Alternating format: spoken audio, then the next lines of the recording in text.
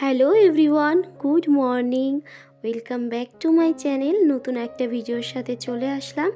ইন্দ্রপ্রিয়া ব্লগসে তোমাদেরকে অনেক অনেক ওয়েলকাম। আজকে আমি তোমাদের সাথে শেয়ার করব একটু ডিপ ক্লিনের কাজ, কারণ অনেক দিন ধরে ভেবে রেখেছি এই কাজগুলো করাই হচ্ছিল না।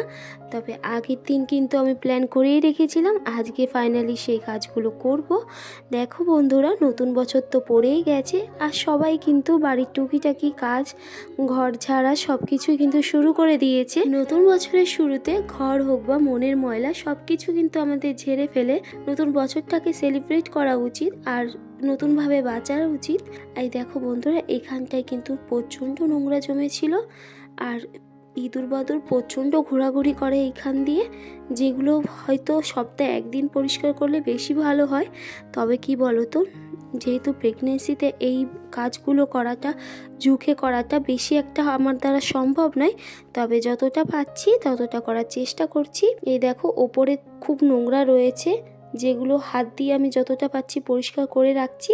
প্রথমে তো বাসন মাজার সাবান দিয়ে ঘষে পরিষ্কার করে নিলাম, আর এরপরে একটা ন্যাকড়া ভিজিয়ে জায়গাটা মুছে নিলাম। বেশ ভালো লাগছে দেখতে এখন। আর নিচেটাও আমি পরিষ্কার করে নেব। মা বলছিল যে থাক, তুই এক এক করে কর। তবে কি বলো তো, এর মধ্যে যদি একটা কাজও আমি আজকে ডিউ করে রেখে দিই, সেটা যে আর কবে হাত দেবো বলতে পারবো না। আর সামনেই তো আমার ডেলিভারি, 9 মাস পড়েই গেছে, কখন ডেলিভারি হয় বলতে পারছি না।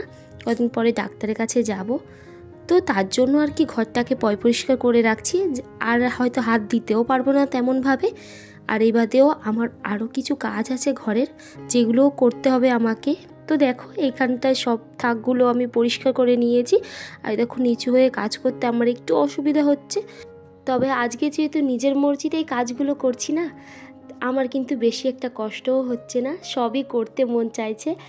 আর একটা কথা তোমাদেরকে বলি, আমি যখন বাপের বাড়িতে ছিলাম, তখন আমি যেদিন হয়তো এই ক্লিনিংয়ের কাজগুলো করতাম, এই ফ্যান পরিষ্কার করা, ঘর মোছা, ঘরে ঝুল ঝাড়া, তারপরে যে শোপিসগুলো থাকতো ওগুলো পরিষ্কার করা, যেদিন আমি ভাববো যে এইগুলো আজকে করব, তো একদিক দিয়ে সব কাজগুলো আমি করে নিই।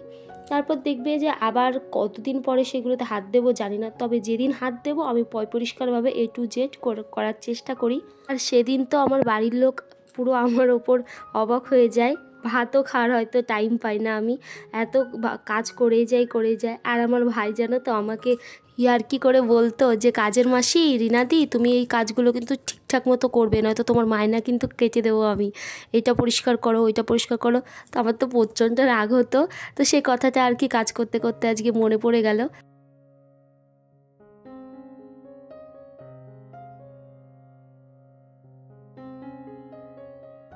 আর এই লাল র্যাকটা তো আরও অনেক দিন হয়ে গেছে আমি পরিষ্কার করি না। কি বলতো, এর মধ্যে দিয়ে স্বাদ চলে গেছে, তারপরেও বেশ কিছুদিন আমি পরিষ্কার করা হয়নি, একদমই করা হয়নি। তারপর দেখো, এতে যেহেতু তেল মশলা রাখি না, এটা ভীষণ পিচ্ছিল হয়ে গেছে আর কেমন আঠালো টাইপের হয়ে গেছে, তো আজকে না পরিষ্কার করলেই নয়। আর এটা আমি বিয়ের পর এই বাড়িতে এসে কিনেছিলাম, বরকে নিয়ে গেছিলাম একদিন, বলেছিলাম যে আমি এরকম একটা লাল র্যাক কিনবো, আর কিছু মশলার কৌটা সব কিছু কিনেছিলাম। তো আমি দেখেছিলাম যে আমার শাশুড়ি মা যেহেতু গুঁড়ো মশলা ব্যবহার করে বেশি, তো সেইগুলো আর কি ওই যেখানে রান্না করা হয় সেখানে এরকম রেখে দিত ওই একভাবে, দেখতে খুব বিচ্ছিরি লাগতো।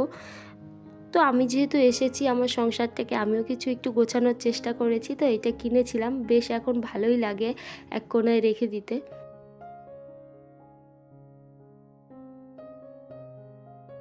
আর আজকে ভালোই রোদ দিয়েছে। আগের দিনও ভেবেছিলাম যে আমি এগুলো পরিষ্কার করব, কিন্তু বেলাটা এমনই ছিল যে না কাজ করতে মন লাগছিল, না রোদে শুকানো যেত। তো আজকে ভালোই লাগছে, ভালো রোদ দিয়েছে, আর এই রোদে না কাজ করতে শীতকালে খুব ভালো লাগে। এরপরে দেখো, আমি ভাতও বসিয়ে দিয়েছি ওই পাশে। আজকে সকালে বেশি কিছু করব না, ওই যে ভেবেই রেখেছিলাম আজকে এই কাজবাজগুলো করব, তো সকালবেলা একদম সিম্পল খাবার করা হবে। তো আমি এদিকে ভাতগুলো দেখছি, মা ওইদিকে বাজারে গেছিলো। আর এই কৌটাগুলোও আজকে ধুয়ে দেবো। আর এই কৌটাগুলো রান্নার পরে বেশিরভাগ টাইমে আমি ধুয়ে দিই, এটা আর বেশি একটা নোংরা হয়নি। তবে সব কিছু যেহেতু পরিষ্কার করছি, এগুলো আর একটু পরিষ্কার করে নিলাম।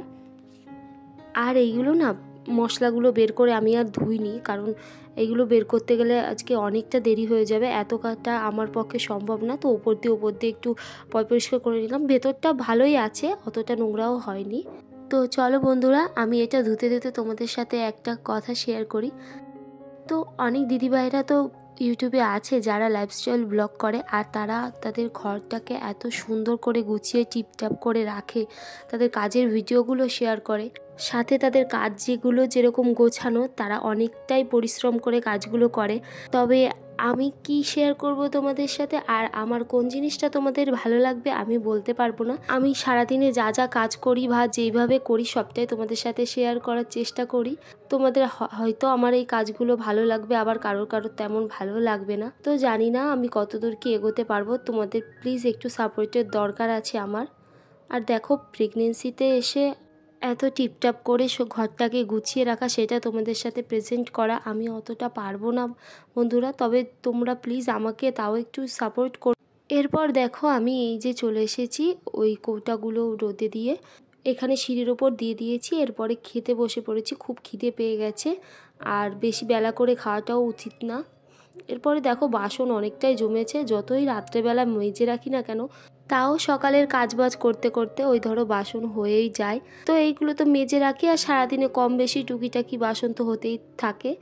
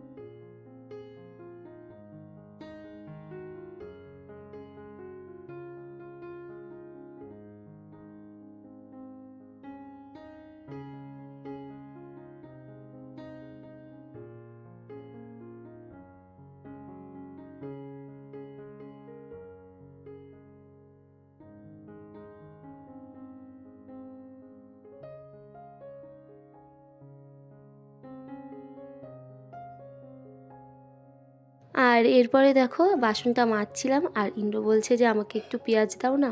ও তো খেতে বসলে ওর পেঁয়াজ ছাড়া খাওয়াই হয় না। তো হাঁড়িটা মেজে রাখছি তারপরে, আর মা হয়তো দুপুরে এই হাঁড়িতে ভাত বসাতে পারে, বা এর থেকেও ছোট একটা আছে, তাও মেজে রাখছি। আর দাদা ওর মাকে বাসনটা রেখে গেছিলো, ওগুলোও মেজে রাখছি।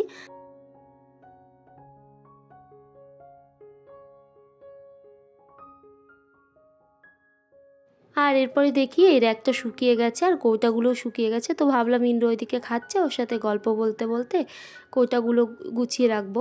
তো ও আর আমি বলাবলি করছিলাম যে ও বলছিল কবে ডাক্তারের কাছে যাবে। তারপরে বলছিলাম যে ও মাছটা খাচ্ছিল, খুব লবণ, আমি তো লবণ বেশি খাই না, তো লবণ লবণ লাগছিল মাছটাতে বেশি। ও বলছিল যে তুমি যেহেতু খাও না তার জন্য তোমার বেশি লাগছিল, এই কথাবার্তা বলছিলাম।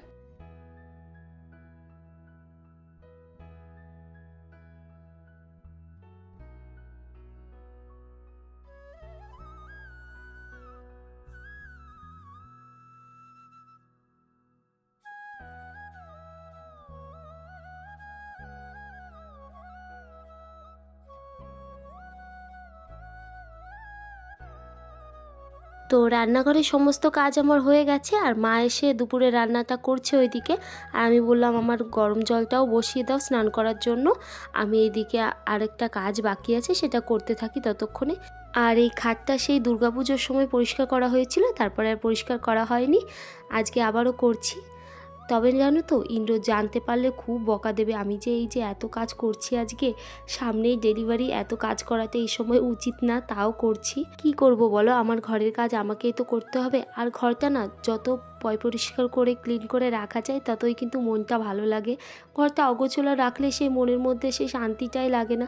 ঘরে ঢুকলে একটা আলাদাই অনুভূতি হয়। আর আমি আমার খাটের ডিজাইনটা খুব সিম্পল নিয়েছি, কারণ আমি শুনেছিলাম যে বেশি ডিজাইনওয়ালা খাট নিলে নাকি নোংরা হয় বেশি, পরিষ্কার করতে খুবই অসুবিধা হয় ডিজাইনগুলোতে। তো আমি খুব সিম্পল নিয়েছি খাটটা। তোমরা জানিও কেমন হয়েছে আমার এটা, আমার বিয়ের খাট কেমন হয়েছে অবশ্যই কমেন্ট করে জানিও।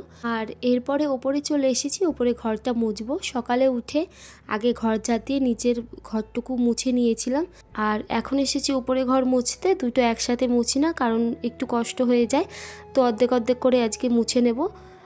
আর এই দেখো, খুব এখানে জামা কাপড় ওরা রেখে দিয়েছে। বারবার বলি যে ওই ব্ল্যাক স্টোনের ওখানে গিয়ে রাখতে, ওরা একদমই রাখে না। ওই পাশে থাক করা মতো আছে, ওখানে জামা কাপড় রেখে দিলে কিন্তু হয়ে যায়। আর এরপরে এসেছি মায়ের ঘরটা পরিষ্কার করতে। তোমরা দেখেই বুঝতেই পারছো মায়ের ঘরটা অনেক অগোছালো। কি করব বলো তো, আমি প্রেগনেন্সিতে এসে এত কাজ, আমার ঘরের কাজ প্লাস সংসারের কাজ, তারপরে আমার রেস্ট থাকে, আমার শরীর অসুস্থ থাকে, এত কাজ করে আমি পারি না। তবে বেবিটা হয়ে গেলে আমি চেষ্টা করব যতটা পারি আমার সংসারটাকে আরও গুছিয়ে রাখার চেষ্টা করব।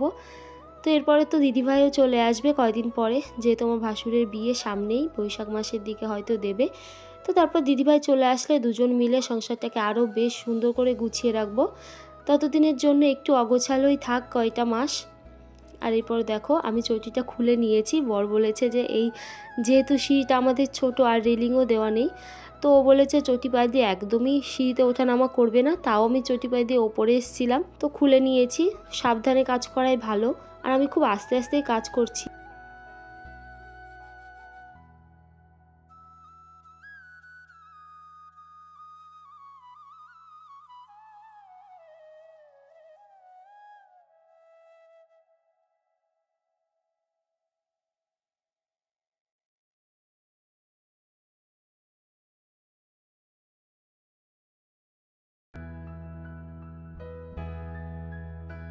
শুভ সন্ধ্যা বন্ধুরা। তো সকালবেলা কাজবাজ করার পর তো আমি একটু খাওয়া দাওয়া করে রেস্ট করেছিলাম, একটু শুয়ে পড়েছিলাম। তারপরে মায়ে যে সন্ধ্যা দেখিয়ে গেল, আর এখানে এসেছি এখন জামা কাপড়গুলো ভাঁজ করতে। এরপরে জামা কাপড়গুলো ভাঁজ করে 7টা বাজলে মাকে চা করে দেব, আমি একটু চা খেয়ে নেব। তো আর কি বলবো, সারাদিনে তো যা কাজবাজ করেছি টুকিটাকি সবটাই তোমাদের সাথে শেয়ার করলাম। আর একটা কথা বলবো লাস্টে, যে কোনো কাজ হোক সেটা যদি তুমি মন থেকে করো না, অনেকটাই কষ্ট কিন্তু খুব কম লাগে। আর আরেকটা জিনিস খেয়াল রাখবে, যে তোমাকে যদি কেউ কাজ করার জন্য বলে, সেটাতে তুমি যতটা না ইন্টারেস্ট দেখাও, তুমি নিজের থেকে কোনো কাজ করতে চাইলে সেটাতে তোমার মনোযোগটা বেশিই লাগে। আর নতুন বছরে অনেক শুভেচ্ছা ও ভালোবাসা রইল তোমাদের জন্য। তোমাদের নতুন বছরটা অনেক ভালো কাটুক, তো আনন্দে কাটুক। আজকের ভিডিওটা এই পর্যন্তই। ভিডিওটা ভালো লাগলে অবশ্যই লাইক, কমেন্ট আর একটু শেয়ার করে দিও। আর তোমরা যে যেইখানে আছো ভালো থেকো, সুস্থ থেকো, আর দেখা হবে নতুন একটা ভিডিওর সাথে।